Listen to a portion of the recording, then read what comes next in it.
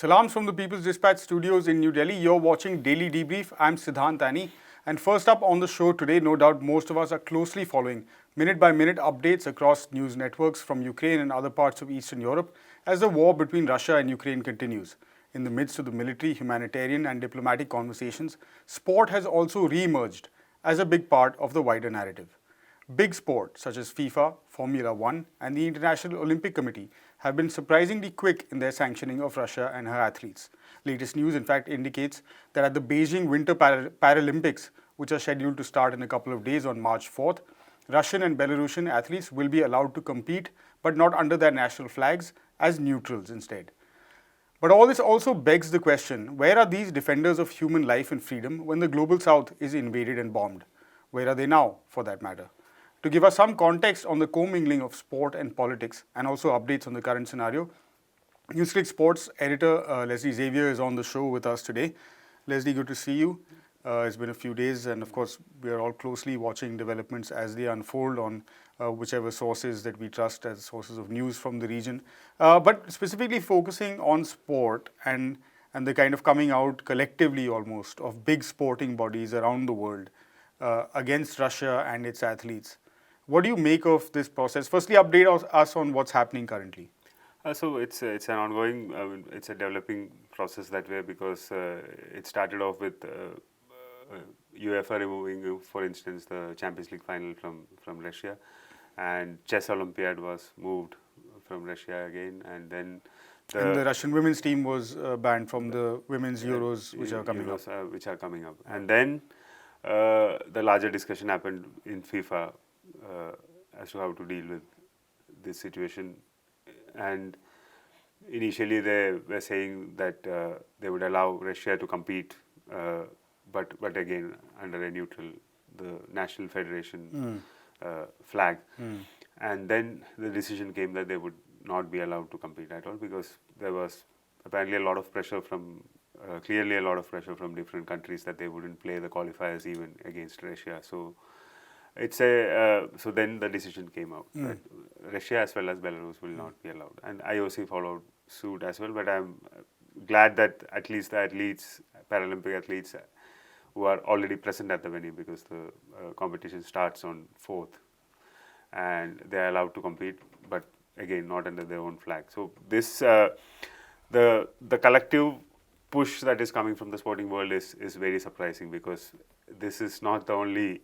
I mean, in the current scenario also, at present, at this point in history, this is not the only escalation zone in the world. There are many things happening. In fact, when Ukraine-Russia crisis was playing out, there was also bombing happening in Yemen.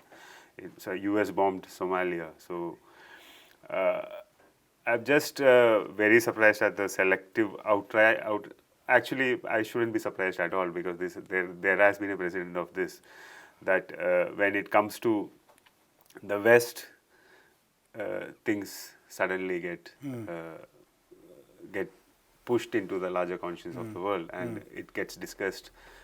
Actions are being taken from various quarters, and it's the same thing that is happening here. So, ban on Russia, the pressure that is put by the sporting establishment, soft power. Nations are exerting their soft power using sport. It is again not recent phenomena. This has been used over the years of the past, but the way I see it, when we analyze history of sport and politics and geopolitics, it's always the case that it's always been one-sided. It happens when a certain section of countries need to be targeted. This happens. So, particularly in the English-speaking world, to which of course we also belong, and therefore perhaps we are a little more acutely aware of this. In fact, I was having a conversation with a cousin of mine who's also a journalist, a fashion journalist, was with Vogue magazine for a long time. She'd shared an article from a fellow fashion journalist talking about how the Milan Fashion Week is apparently coming up. Sorry, I don't know too much about it, but how the fashion world needs to unite and again follow the same patterns and not just pander to Russia because so many Russians are buyers of these high-end luxury products. And then going on to state sport as an example of how the fashion industry should also take the same perspective, which is of course clearly a very much Western perspective and coming from that approach. And not to say that there's not issues with war of any sort. Yeah. That's a completely different topic. But when we talk about the coming together or this sort of collaboration of everyone being on one side, that is not actually the case, is it, Leslie? Because you were talking about some of that historical context. Tell us how sort of this history of sanctioning and banning has proceeded over, let's say, the past 50, 60 years. Let's take, for instance, if you look at history post the World War, let's take, for instance, the case of China, for instance, because China being a prominent force and now Hosting the Winter Olympics as well as Paralympics as we speak. So, for the longest time, China, People's Republic of China, decided not to compete in the Olympic Games, both summer and winters, because of the ongoing discussions on whether they have the right to represent China, because there was a Republic of China which lost their internal conflict and it became Taiwan. And so for the longest time, Taiwan was representing China at the Olympic Games. And China, as a protest, they didn't compete from 1956 games, that is, and from then on till 1984 when they competed in the Summer Games at Los Angeles. Till then they boycotted the games in protest because they were not allowed to represent their own country. So these kind of a politics where the power of name and representation and the flag is used against a country, telling them that your identity is not accepted by the larger world. Right. And this is I would term it as identity.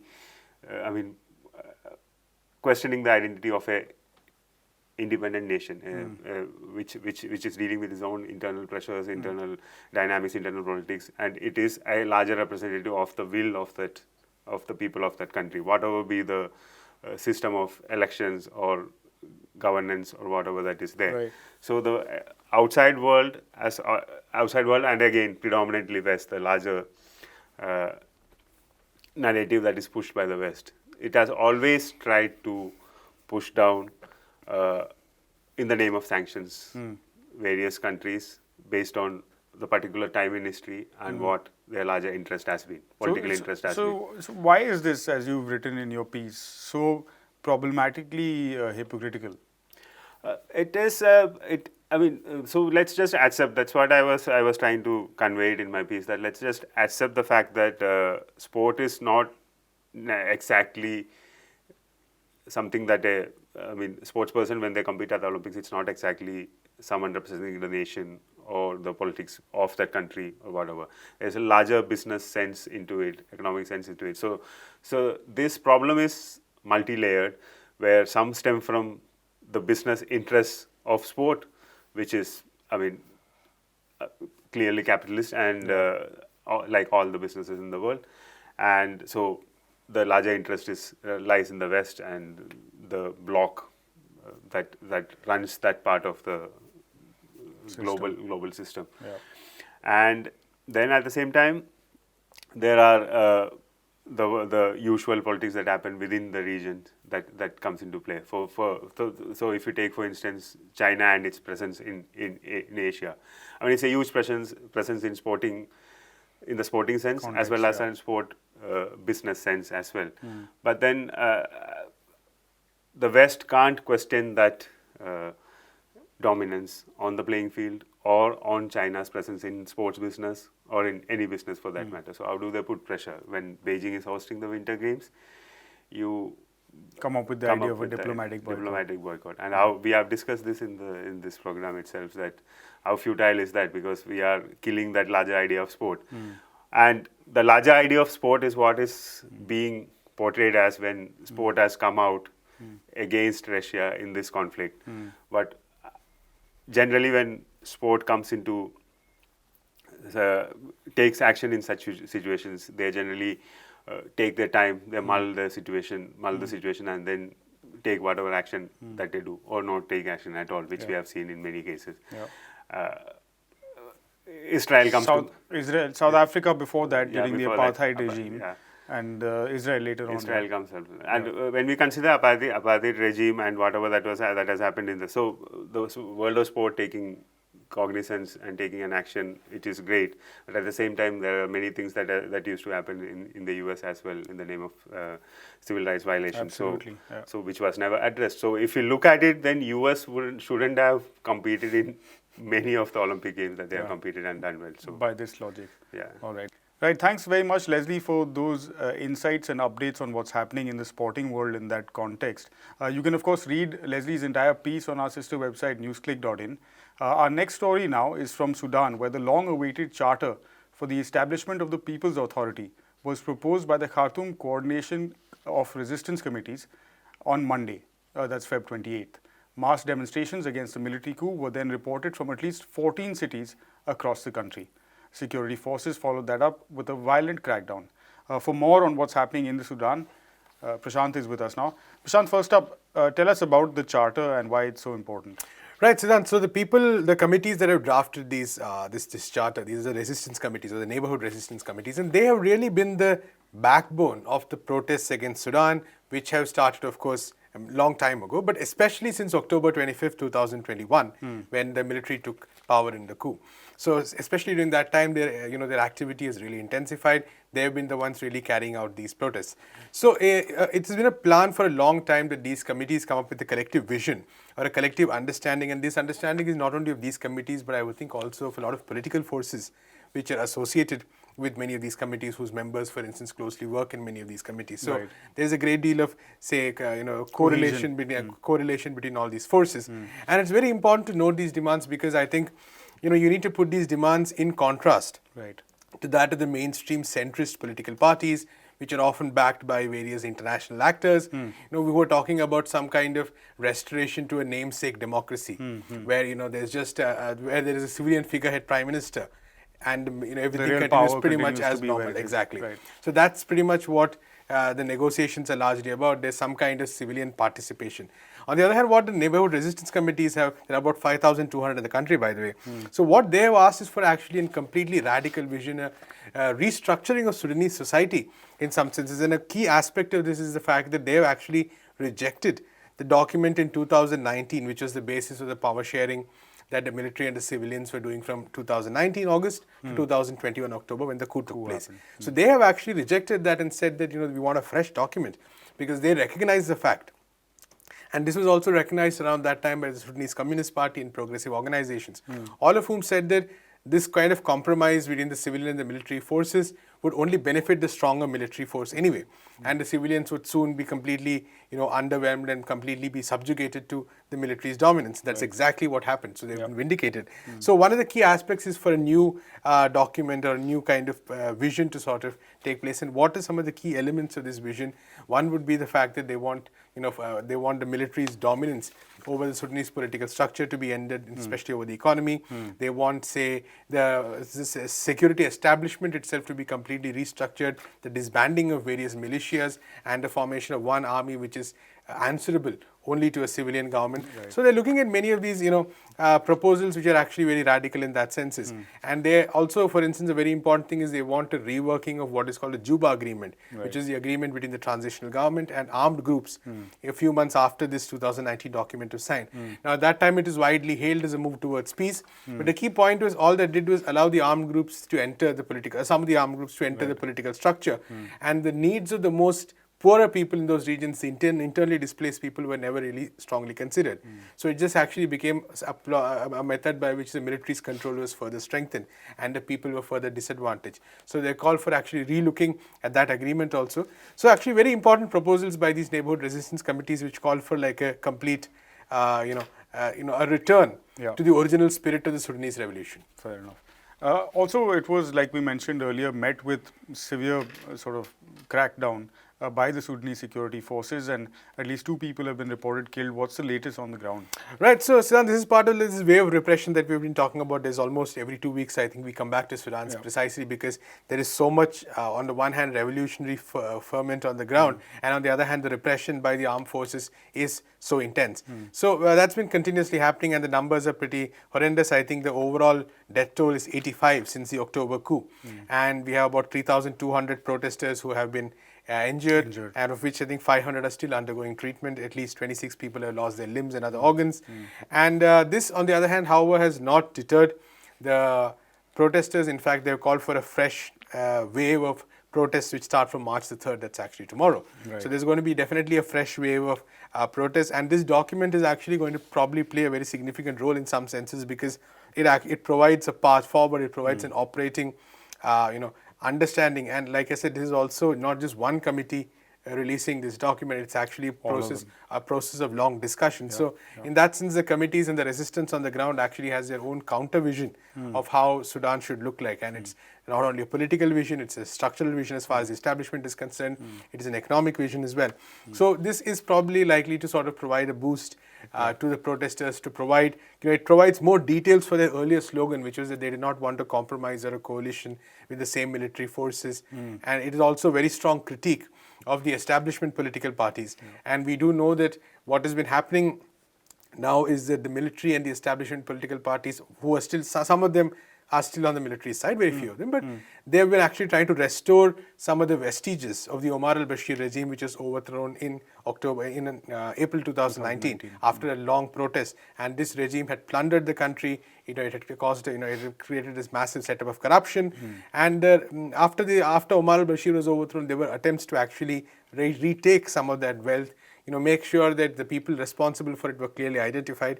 And this is, I think, actually a very important point which we've talked about often on this show, that at least in Sudan, there seems to be some kind of contestation over the larger establishment itself. Right. As opposed to other places where such protests took place, the leader was overthrown or the figurehead ruler, dictator was overthrown, but the establishment pretty much remains very much the same.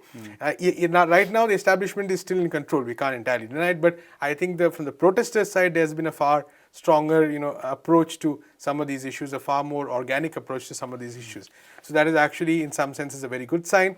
Remains to be seen. Unfortunately, there is a possibility of greater violence. There is a possibility of greater bloodshed in the coming weeks and months as well. But I think the people of Sudan, the protesters, the resistance committees, they've all proved time and again that they are not going to be cowed down by any kind of repression. They will continuously take to the streets and push for their vision. Incredible stuff there, Prashant. Thanks very much for the update. Finally, on the show today, Israel's Supreme Court has ruled that a group of Palestinian families slated for eviction from the occupied East Jerusalem neighborhood of Sheikh Jarrah can remain in their homes for the time being. The court ruled on Tuesday that the 4 families could stay in their homes until Israel carried out a land arrangement, a process that could take years or may not happen at all. The ruling is a culmination of a decades-long struggle for these Palestinian residents to stay in their homes. We spoke earlier to Abdul via teleconference, who's been covering the story for People's Dispatch. Last month, Jerusalem municipality gave a notice to the Salim family to basically evacuate their house, saying that this land belongs to a Jewish family. This was on this order. The municipality moved in along with the separate kind of different other local groups led by a right-wing Jewish leader from the Israeli parliament, who basically forcefully entered the land and made a makeshift office on that land of the Palestinian family.